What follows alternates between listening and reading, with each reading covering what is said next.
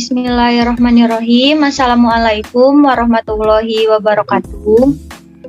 Waalaikumsalam warahmatullahi wabarakatuh. Di sini kami akan mempresentasikan hasil analisis skripsi sebagai salah satu tugas statistik yang diampu oleh dosen Bapak Jusep. Di sini anggota kelompok kami ada Rita Kartika dengan NPM 1950312 sebagai pemateri pertama, Mega Syifa Septiani dengan NPM 1950323 sebagai pemateri kedua, Syifania 1950327 sebagai pemateri ketiga, dan saya sendiri yaitu Nadia Jayanti dengan NPM 1950353 sekaligus menjadi moderator sebagai pemandu jalannya kegiatan presentasi kali ini. Untuk pemateri pertama, Saudari Rita Kartika, saya persilahkan. Baik, saya akan mempresentasikan materi yang pertama, yaitu bab 1 rumusan masalah. Berdasarkan batasan masalah di atas, maka yang menjadi topik permasalahan ini, adakah pengaruh motivasi dan minat belajar terhadap prestasi siswa pada masa diklat K3 di SMK Negeri 1 Sedayu tahun pelajaran 2012-2013. Komentar yang kita berikan yaitu rumusan masalah dalam skripsi Aditya Nugroho sudah konsisten dengan pernyataan permasalahan. Hal ini sesuai dengan apa yang dikatakan oleh Hamidi bahwa merumuskan permasalahan penelitian harus konsisten dengan pernyataan permasalahan. Kekonsistenan terjadi jika keduanya tetap mengandung kata kunci yang sama. Selanjutnya yaitu tujuan penelitian. Adapun tujuan penelitian ini adalah untuk melihat ada atau tidaknya pengaruh dari motivasi, dari minat belajar terhadap prestasi siswa pada mata diklat K3 di SMK Negeri 1 Sedayu tahun pelajaran 2012-2013.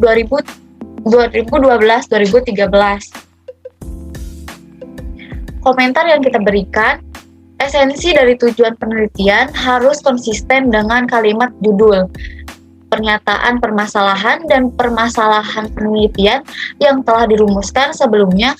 Untuk tetap konsisten, hendaknya peneliti tetap mencantumkan kata-kata kunci atau konsep yang telah digunakan dalam kalimat perumusan masalah.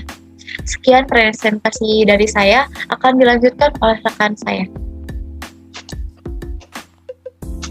Baik, terima kasih kepada Saudari Rita Kartika yang telah memaparkan hasil analisisnya. Untuk hasil analisis kedua akan disampaikan oleh Mega Syifa.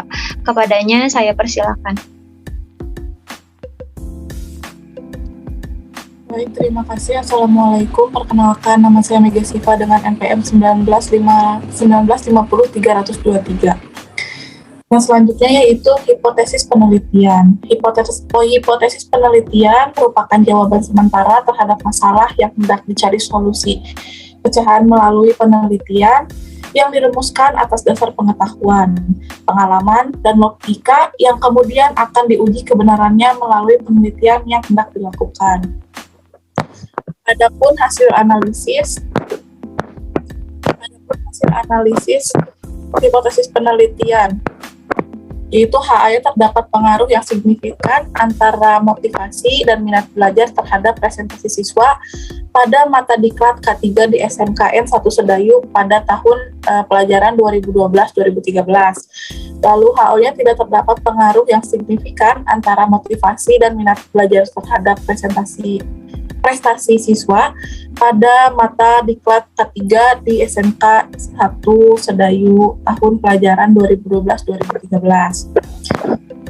Lalu selanjutnya komentar hipotesis yang ada pada hasil penelitian yang kami berikan, yaitu hipotesis yang ada pada hasil penelitian skripsi Aditya Nugroho yang sudah selesai dengan data-data yang ada yaitu HA terdapat pengaruh yang signifikan antara motivasi dan juga minat belajar terhadap prestasi siswa pada mata diklat K3 di SMKN 1 Sedayu tahun pelajaran 2012-2013. Lalu HO-nya tidak terdapat pengaruh yang signifikan antara motivasi dan juga minat belajar terhadap prestasi siswa pada mata diklat K3 di SMKN 1 Sedayu tahun pelajaran 2012 juga 2013 sampai dengan 2013. Sekian dari saya. Selanjutnya saya kembalikan kepada moderator. Baik, terima kasih kepada Saudari Mega Siska yang telah memaparkan hasil analisisnya. Hasil analisis selanjutnya akan disampaikan oleh Saudari Syifania. Kepadanya saya persilahkan. Baik, terima kasih. Selanjutnya akan dilanjutkan oleh saya, Syifania dengan NPM 1950327. Mengenai bab 2, teknik analisis data, analisis unit. Analisis unit ini maksudnya ialah analisis deskriptif tentang hasil penelitian dari masing-masing variabel. Adapun langkah-langkah yang akan digunakan dalam analisis unit ini adalah sebagai berikut. A. Menghitung nilai rata-rata dengan rumus. B. Menghitung interval dengan rumus. C. Menghitung standar deviasi atau SD dengan rumus. D. Menghitung persentase frekuensi menggunakan rumus. Slide selanjutnya. Uji normalitas. Penggunaan statistik parametris mensyaratkan bahwa data setiap variabel yang akan dianalisis harus berdistribusi normal 46. Oleh karena itu, sebelum pengujian hipotesis dilakukan, maka terlebih dahulu akan dilakukan pengujian normalitas data. Untuk mengetahui bahwa data yang diambil berasal dari populasi distribusi normal, maka dapat digunakan rumus C kuadrat. Hipotesis nol atau HO, pengujian ini menyatakan bahwa sampel data berasal dari populasi distribusi normal melawan hipotesis tandingan atau HA yang menyatakan bahwa sampel berasal dari populasi distribusi yang tidak normal. Nah, komentar kami untuk hal tersebut, setelah data terkumpul dan hasil pengumpulan data perlu segera diolah atau dianalisis oleh peneliti karena data yang terkumpul masih berupa data mentah. Dalam menganalisis data, penelitian ini menggunakan analisis statistik. Menurut Margono, analisis statistik berangkat dari data kuantitatif. Data kuantitatif adalah data yang berbentuk angka-angka. Dalam menganalisis data kuantitatif dalam penelitian ini menggunakan rumus C kuadrat. Menurut Arikunto, C kuadrat sangat erat hubungannya dengan C, singkatan dari kontingensi yang kemudian dihitung dengan tabel kontingensi. Nah, selanjutnya akan dikembalikan kepada moderator. Baik, terima kasih kepada Saudari Syifania yang telah menyampaikan hasil analisisnya. Hasil analisis bab 3 atau hasil analisis selanjutnya akan disampaikan oleh saya sendiri. Pada bab 3 ini, hasil analisisnya 1. Variabel X1, pengaruh antar motivasi belajar dan X2 dan minat belajar.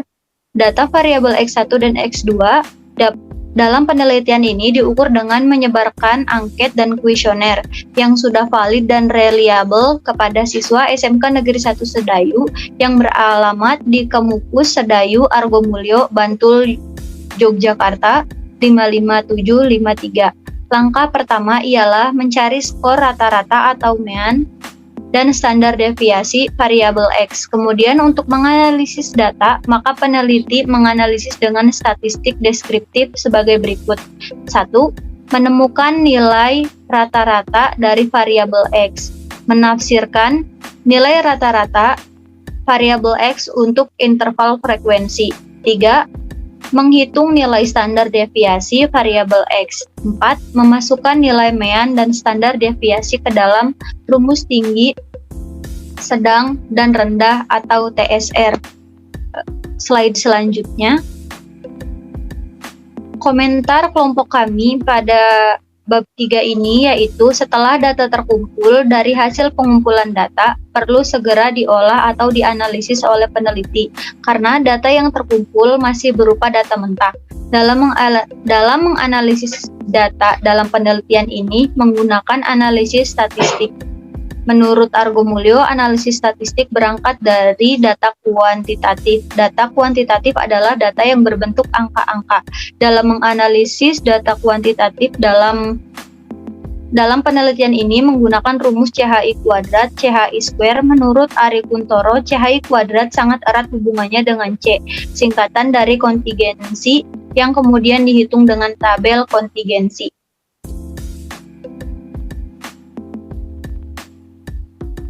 Baik, mungkin cukup sekian presentasi dari kelompok kami. Kesimpulan dari hasil analisis kelompok kami yaitu terdapat pengaruh yang signifikan antara motivasi belajar terhadap prestasi siswa pada mata diklat K3 berdasarkan interpretasi koefisiensi korelasi R hitung, maka R hitung sebesar 0,353 termasuk memiliki tingkat hubungan yang rendah antara dua variabel pada hipotesis. Persentase sumbangan pengaruh motivasi belajar terhadap prestasi belajar sebesar 12,5%.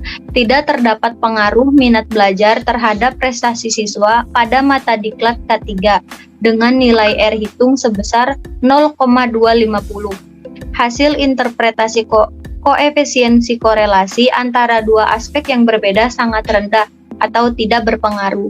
Oleh sebab itu, dapat disimpulkan bahwa terdapat hubungan antara motivasi belajar siswa dengan prestasi siswa, sehingga data-data yang terdapat dalam skripsi ini sudah bagus dan sesuai dengan rumusan yang seharusnya.